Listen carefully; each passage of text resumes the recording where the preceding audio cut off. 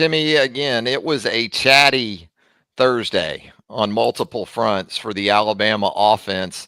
Isaiah Bond, not just speaking in relation to preparation as impacted potentially by the at least potential for cyber stealing, but also mentioning that they've worked around it so it won't be able to help Michigan on the field. They won't have it to help them in this game. I think that raised a few eyebrows maybe, and the way he chose the wording with that comment, I think some Alabama fans cringed a little bit, thought of it as perhaps bulletin board material. Then you had Jalen Milroe essentially putting Bill O'Brien on blast in relation to his development, his big picture future as a quarterback. Milroe saying that O'Brien had suggested to him to consider some other positions, not even so much consider playing quarterback elsewhere, but just not playing quarterback, which sort of takes it to another level. In fairness, we haven't heard from Bill O'Brien on this either.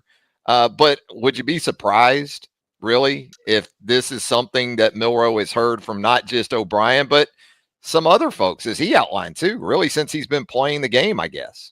I mean, you were hearing it from some Alabama fans just about 7 games ago, 5 games ago. So I don't think people should be stunned to hear this. What was a little surprising for me, just personally, is, I can't remember if it was Milroe's true freshman year or last year, but I have a source close to the program that told me at the time, not yesterday, but at the time, that Bill O'Brien was extremely high on Jalen Milroe as a quarterback, and this is a A-plus source that would absolutely know Bill O'Brien's words, even comparing Jalen Milroe to another quarterback he had recently coached, Deshaun Watson. So that's where it gets a little difficult to kind of put together, because I think the assumption was with O'Brien coming in, not just that he was assuming Bryce Young, but he had worked with Deshaun Watson, and you saw some of those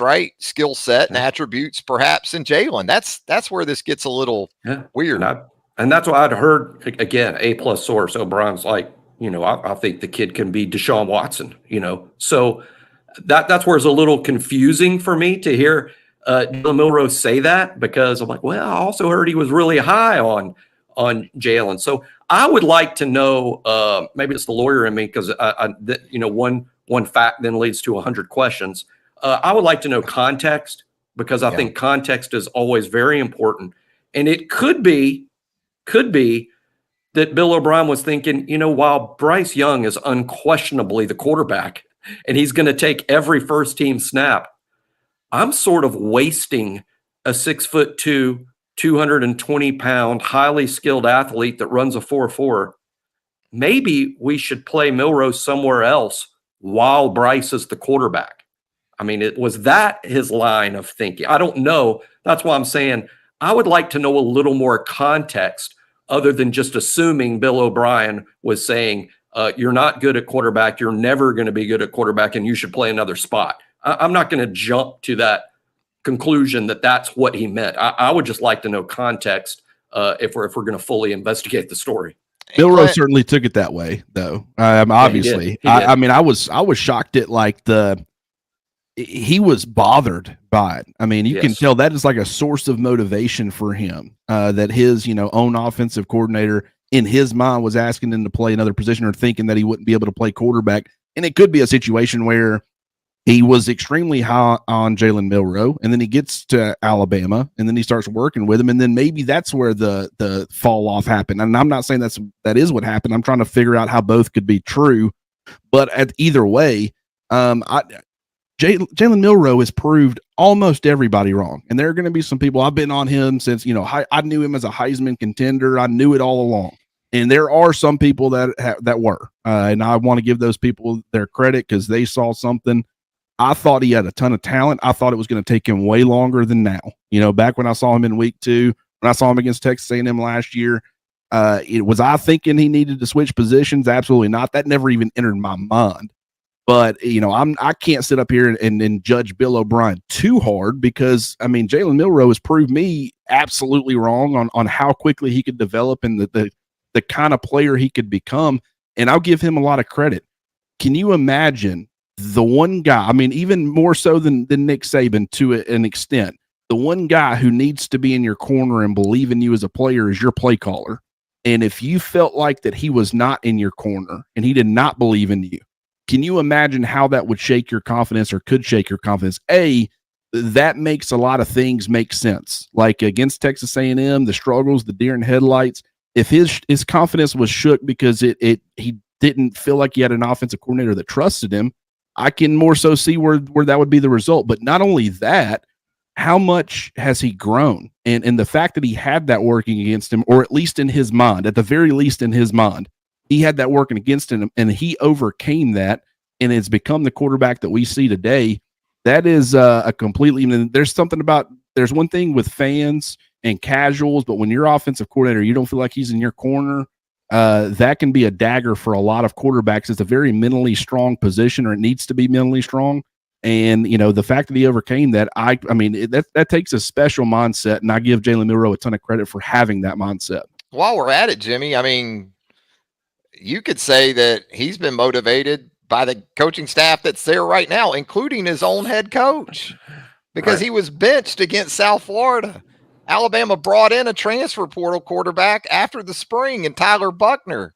Even in the lead up to this season, post Bill O'Brien, there have been mile markers that say, you know, we're not sure you're the guy. Now, to the extent of we're going to move you to another position, I guess that hasn't happened.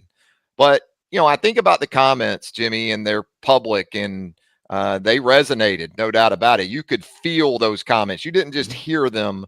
You could feel the intensity. And I think, again, something else that maybe fans or folks around the program would rather have stayed silent. My thought on it is, what do you think has fueled this guy to this point? You don't stop anything. You don't change anything with Jalen Milroe. And sure, if he doesn't play well against Michigan, there'll be people who circle back and say, well, he made those comments on Thursday about Bill O'Brien and, you know, the disrespect and all that. No, that's a load of crap. But I don't change anything with Jay. Lank all the way, baby. Lank it up all the way through Monday, right, Jimmy? You know what it reminds me of a ton? You know, Milroe's had a lot of doubters. He's had a lot of doubters. And it reminds me of it's a, you know, heck of a comparison here, but it reminds me of, you know, all the way to his Pro Basketball Hall of Fame speech, Michael Jordan bringing up the fact that he was cut in the 9th grade and didn't make the high school basketball team, you know, when he was in the 9th grade. Tom Brady being the 199th pick in the NFL draft provided fuel to him all the way until the day he stepped off the field as the greatest quarterback in the history of the game. I think Jalen Milroe, like those guys, like Michael Jordan, like Tom Brady, he finds the fuel in the doubts, and it's kind of his superpower, right? I mean, it seems like it's what's elevating Milroe to these heights. And hey, you know, I'm waving the flag for Jalen Milroe as a potential 2024 Heisman Trophy winner, because I think these same things that bother him today will also be bothering him next fall and going forward. I think the greats, they take it personal. What's the meme with Michael Jordan? And I took that personally. That's what that was practically what Jalen Milroe was saying yesterday. I took that personally. And hey, whatever's fueling that guy, keep it going, because I think he is 1 year of development short of being just undefendable at this level. He's not there yet, but you can see him tracking towards that rare spot in this game of being undefendable. Clint, with all that said, why do I still feel like this next spring is going to be like 2017 all over again? When you had Jalen Hurts coming off his first season as starter, early enrollee in Tua Tagovailoa, Tua lit it up at the 8A game, or looked very good in that spring game. Here comes Juliansaan. You're already hearing the positivity about the nation's #1 quarterback prospect for the 2024 cycle. Why am I getting those vibes that even if Alabama wins out, it's going to be a situation where there's still going to be a lot of hype surrounding Juliansaan. Hey, I was literally about to say the exact same thing because it does feel similar. Now, and people need to go ahead and prepare themselves for this. Who looked better in that spring for the most part? It was Tua. Well, why? Because something that Jalen brings to the table that Tua simply didn't as a runner, you couldn't put that on full display in the spring. So one of the big, elements of Jalen Milroe's game is his legs, and he won't be able to use that in the spring or put that on display for people. So if you start breaking down and comparing guys just from a passing standpoint, Juliansaan might look like he would end up being the better player. But I mean, there's something different, and Alabama saw it against Jaden Daniels. They've seen it against other talents, Deshaun Watson back in the day, where when you get on a football field with a guy who's able to just be a dynamic threat with their legs, you see it in the NFL with Lamar Jackson. It just adds such a strain on you defensively. You've got great defensive minds like Kirby Smart trying to outsmart himself by using 2 quarterback spots. I mean, this is the danger of just having that threat. Like Jalen Milroe hadn't even always used his legs, but you knew that cat could go 6 games without taking off and running once. And in that 7th game, the defensive coordinator is still pulling his hair out, worried about him running the football. Like, that's just, the threat is always there. And so people need to keep that in mind when it comes to the whole quarterback room in the spring. Is don't be shocked if Jalen Milroe doesn't look spectacular. But what I will say is that with him being quote unquote the guy all throughout that process, that's going to benefit him. But also he's going to continue to work on the things from within the pocket. And so if he can continue to improve there on top of his rushing ability, and he can learn to read defenses and all that stuff and have just time, not only working on that stuff, but working on that stuff as Alabama's starter, that can really benefit him, once you unlock those legs again come next fall. So that could be sure to keep that in mind. It's going to be an interesting, conversation, but Jalen Milroe, in my opinion, should be the guy. And I'm a huge Juliansaan fan. I think he's got a very bright future in Tuscaloosa. And if Alabama had to turn to him next year for whatever reason, he's a freshman. I'm not going to put too much on his shoulders and make a bunch of assumptions. But just from what I've seen on the high school level and the early buzz, you would probably feel confident in his ability to get the job done. But that's assuming some of these other guys are gone too, because we don't know what the quarterback room is going to look like. We just know right now there's 6 guys. One of them's heading out in Tyler Buckner after this game, but you're still going to have 5. So we'll see how things turn out. Dexter Wright here in the comments, Jimmy says Sand already has the quarterback room nervous. Now, I think we've learned enough about Jalen Milroe as much intangibly this season as really anything else that I don't envision Jalen Milroe being nervous about much or anyone else in that room. But safe to say, Sand is making some early impressions on his teammates and that staff. Well, it's like the famous pitcher Satchel Paige once said, hey, don't look behind you. Something might be gaining on you. And I think Juliansaan is going to be gaining on some guys in that room. But I know Travis is exactly right. There's going to be Juliansaan mania this spring. He's not going to do anything to douse those flames by performing well. Won't surprise me at all to see Juliansaan impressive this spring, because he's been impressive his entire high school career. But there's other guys too. I mean, I was really impressed down the stretch with Ty Simpson, who I thought by Kentucky was radically different than the Ty Simpson we saw against South Florida. I think that's Ty announcing that he's close to being ready to be a starter at this level.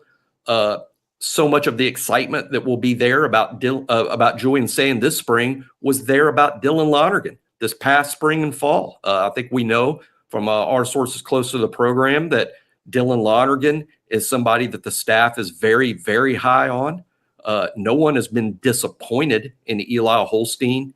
I'm not so sure, guys. I mean, it's not worth a single point on the scoreboard, but I'm not so sure that this Alabama QB room today in Pasadena, when Tommy Rees is meeting with his 6 guys, that may be the best collection of 6 Alabama's ever had, which is saying a lot, when you're going all the way back to the Bryant era when you had a Namath and a Stabler on the team at the same time. You had guys but I'm on talking tennis about scholarships playing football. Yeah, a different scholarship era too, right? But six wide. The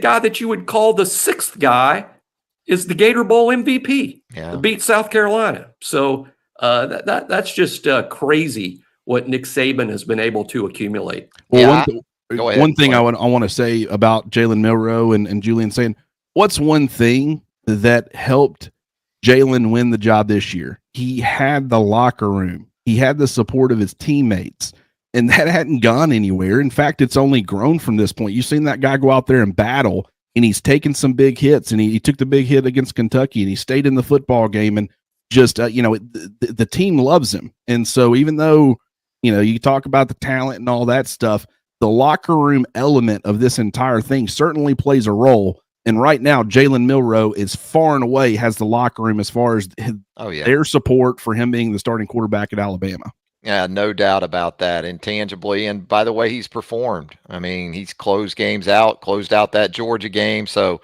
there's a level of trust now, too, from that coaching staff. And I'm not saying Juliansaan won't be able to develop that pretty quickly, because we've heard the point guard talk so much in relation to Julian, how Nick wanted him to become more of that guy.